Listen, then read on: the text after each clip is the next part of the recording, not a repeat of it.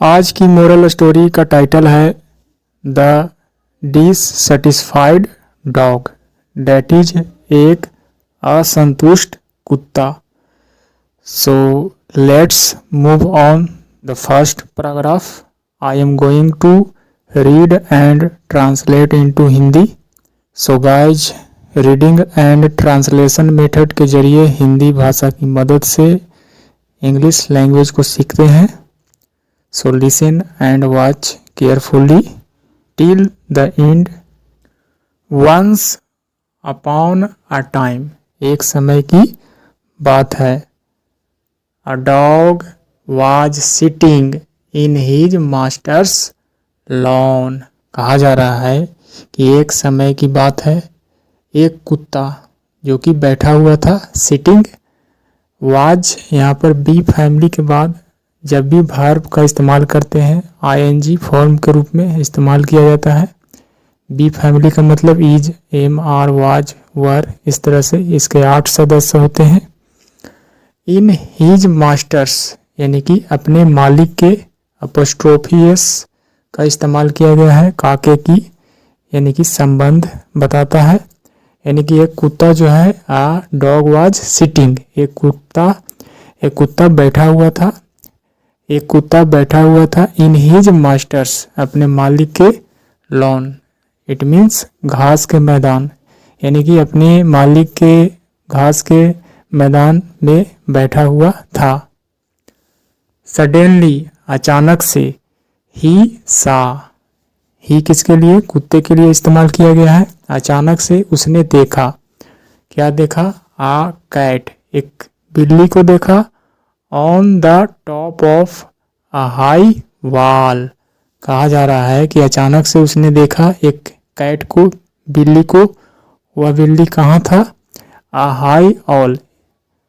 High wall, it means एक ऊंची दीवार के ऑन द टॉप, सबसे शिखर पर बैठा हुआ था। कहने का मतलब वहां पर था और उसने देखा।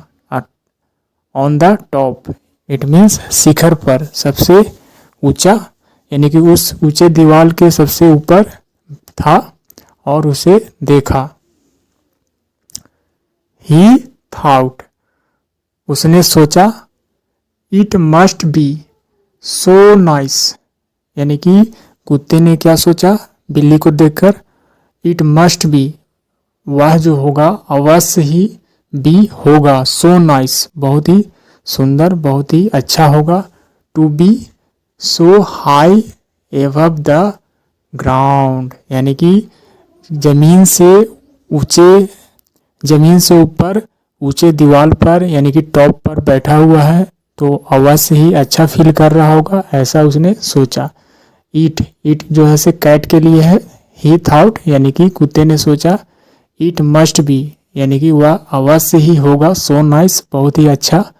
टू बी सो हाई, यानी कि इतने ऊंचे शिखर पर जमीन से ऊपर बैठा हुआ है, वह अवश्य ही अच्छा फील कर रहा होगा, इस तरह के उसने सोचा।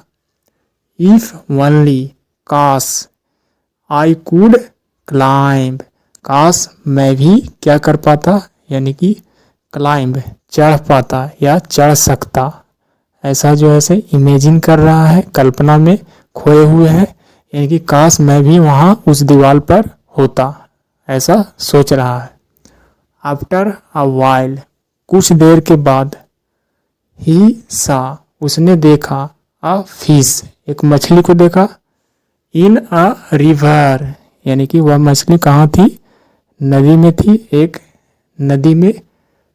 ही साइड, और उसके बाद उसने आह भरी, यानी कि सांस लेना। साई का मतलब आह भरना, कंफर्टेबल महसूस करना। उसने तेज सांस लिया, ऐसा कह सकते हैं। Oh, I wish I could live in the water, अब मछली को देखकर उसकी अंदर क्या इच्छा हुई कि ओह, काश मैं रहता इन द वाटर, काश मैं पानी में रह पाता। लिव इट मीन्स रहना, यानी कि कुड, यानी कि ऐसा कर पाना। यहाँ पर सेंस आ रहा है, इमेजिनरी सेंटेंस है जो कि संभव ऐसा नहीं है, लेकिन इस तरह से वह सोच रहा था। जस्ट देन, तभी, उसके बाद ठीक बाद, तभी द फिश साइड, मछली ने सांस लिया, यानी कि कंफर्टेबल महसूस करना, यानी कि आह भरना कहते हैं। साई का मतलब यानी कि आह भरा। Oh, the grass looks so nice, यानी कि मछली देखकर घास को कैसा फील कर रहा था। ओह, यानी कि घास जो है ऐसे लुक्स दिखता है, सो नाइस बहुत ही सुंदर दिखता है, एंड वार्म यानी कि बहुत ही गर्म और सुंदर दिखता है, ऐसा उसने फील किया।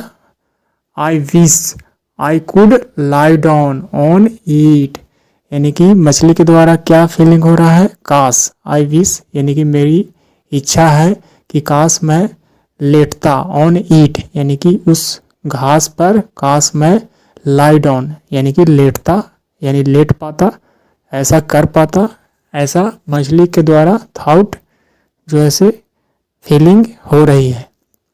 द डॉग वाज सरप्राइज्ड, यानी कि कुत्ता जो था वह आश्चर्यचकित था, यानी कि अचंभित था। टू हियर दिस, यह सुनकर, यानी कि मछली की इस तरह की फीलिंग को सुनकर, इस तरह की बातों को सुनकर वह जो था बहुत ही सरप्राइज्ड था, यानी कि अचंभित था।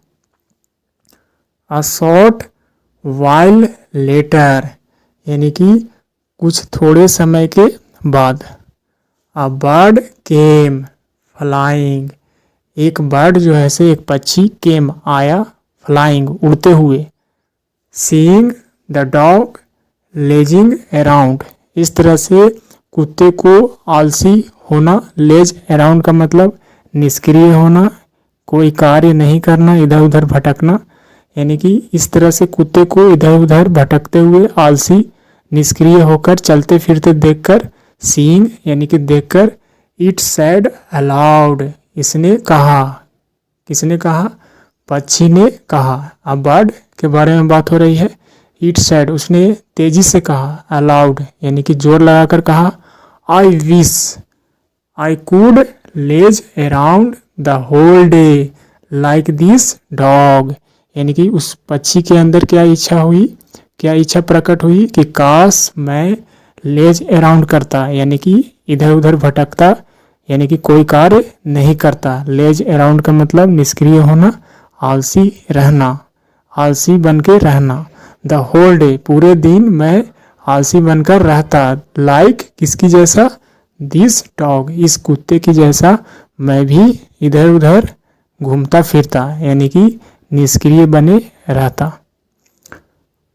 आई wish I did not have to build a nest for myself, और क्या इच्छा हुई कि काश मुझे नहीं बनाना पड़ता। हैव टू का इस्तेमाल कंपलसरी एक्शन के लिए किया जाता है। यहाँ पर सेंस आ रहा है कि काश मुझे नहीं बनाना पड़ता, यानी कि a build, to build a nest यानी कि घोंसला नहीं बनाना पड़ता। फॉर माई सेल्फ, खुद के लिए, यानी कि खुद के लिए घोंसला नहीं बनाना पड़ता। और सर्च फॉर फूड, और सर्च फॉर यानी कि भोजन का भी तलाश नहीं करना पड़ता। इस तरह से कहा जा रहा है भोजन की तलाश नहीं करना पड़ता, search for food and tyre my wings, और पक्षी क्या कर रही है कि मेरे डैने यानी कि मेरे पंखों को थकाना नहीं पड़ता। टायर का मतलब थका देना। The dog realised his mistake, इस तरह से कुत्ते को क्या हुआ, रियलाइज्ड एहसास हुआ, यानी कि महसूस किया, हिज मिस्टेक अपनी गलती को, इस तरह से गलती को महसूस किया। ही स्टॉप्ड कंप्लेनिंग, इस प्रकार कुत्ते ने बंद कर दिया, कंप्लेनिंग शिकायत करना बंद कर दिया अपने। ही एप्रिसिएटेड व्हाट ही हैड, और उसने सराहना किया जो उसके पास था। अब जो है से कंप्लेन करना बंद कर दिया और उसने अप्रिसिएट यानी कि प्रशंसा करना, सराहना करना शुरू कर दिया। So this is the story I finished, and what is the moral of this story? The moral, appreciate what you have, यानी कि सराहिए, प्रशंसा कीजिए वाट यू हैव, जो आपके पास है। इस समय जो आपके पास है उसका शुक्रगुजार रहिए, बी ग्रेटफुल रहिए, और साथ ही साथ सराहना कीजिए, प्रशंसा कीजिए, खुश रहिए, इस तरह से कह सकते हैं।